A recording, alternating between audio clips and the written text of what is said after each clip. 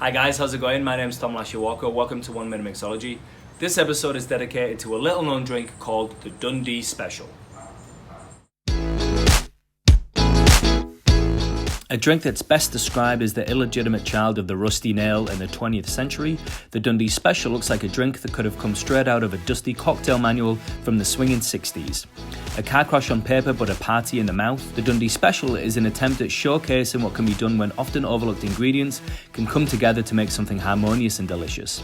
For this Scotch sour variation, we use 1.5 ounces of blended Scotch and then 3/4 of an ounce each of lemon juice, Drambuie and dark cacao. Shaken with ice, strained into a chilled cocktail glass and garnished with an orange twist.